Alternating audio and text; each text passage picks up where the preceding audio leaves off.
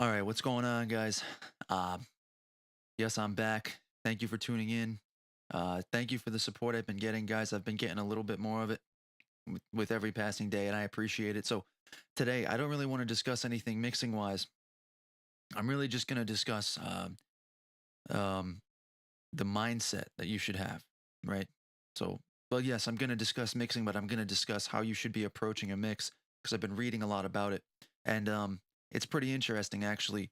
I used to, and you might have this too, I used to approach a mix with the idea that I had to get it to sound as clear as possible, right? Clarity, right? That's what I wanted, and that was the end goal for me, which is a part of it. But from what I was reading in this actually made quite a difference when I really took it into account. Um, it's not about just clarity; it's about mixing for feeling, because that's what music is as an art form. It's to portray a feeling, and a great example of this is like, you know, if you were to go ahead and let's say have an artist who's singing about being cold or like cold hearted to somebody, and like let's say a sad love song or something of the like, you might want to take their vocal and cut out some of the mid range, because mid range is where the warmth is for the most part. So you might want to cut out a little bit of that to make their vocal sound a little bit more cold or hollow and empty in a way, and it portrays that kind of feeling. There's other things that you could do as well, give it like either maybe a lot of like ambience, but have the ambience be a little bit more cold too and have more top end than low, and have it be distant in the background. But I mean, there's a lot you could do, and those are just examples. But a good example of this would be like "Wicked Games" by The Weeknd. In his vocal, it's not the most prominent thing in the track in comparison to, let's say, that the bass part, right?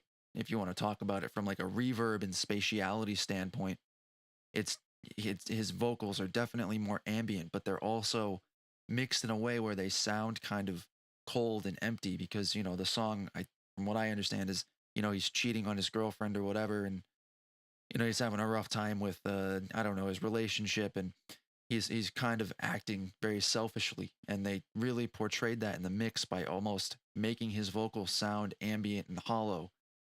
But even though they're ambient, they're still grabbing your attention more so than any other element in the mix. And that's kind of something to think about. That's interesting. It's not the most prominent thing, but it still grabs your attention. And I think it's because it's mixed in such contrast to the other elements that your ears are almost drawn to it, because it's interesting and it's adding interest. Um, so yeah, I mean that's just one example too. If you want another one, it maybe like Elvis Presley, and his voice has that slapback delay, right? And that's pretty classic. Everybody knows about it. And if you don't, and you've never heard who Elvis is, well, just look up a quick video on YouTube. It's Elvis Presley, and just listen to just about any song, and he'll have that infamous slapback delay on his voice, which again, he's not the most prominent element of the track. His vocals are not, but it still draws your attention in because it's mixed so differently from how the other elements are mixed. And the reason they did that, it wasn't an accident. It was to give this sense of authority, right? Almost as if he was speaking through a megaphone to a crowd of people. And he was a symbol of anti-authority, but that made him like this leader of an anti-authority group of his time, with sex, drugs, and rock and roll. He kind of like, he didn't necessarily start that, but he was the one that really brought that kind of um into prominence in terms of like, being a superstar or whatever. We don't have to really go deep into that, but they wanted to mix his voice as if he was an authority figure, so they mixed it like he was talking through a microphone in a lot of his songs. So, or a megaphone, I'm sorry. So it's interesting things like that. And you really have to think about the spaces you want to create with each element. What should be up front and prominent, what should be pushed in the back as just a like small supporting element. What's the singer singing about? What's how you know uh how are the drums being played? How's the guitar being played? How does everything feel? And then try and enhance that feeling, not necessarily enhance the clarity. That's, like I said, one part of it, but you're really going more for feeling.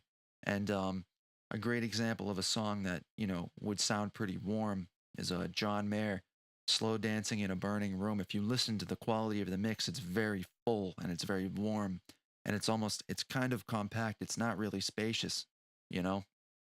So it's almost like, the feeling there is like, I don't know,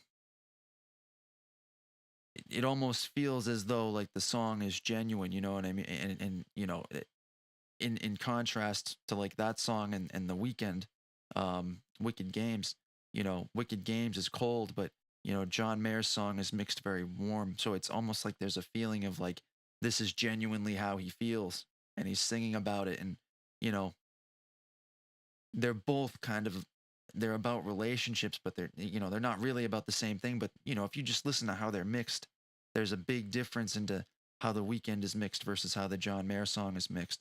And like John Mayer's is much more warm and it almost kind of to me portrays the notion of like just honesty and how he's feeling.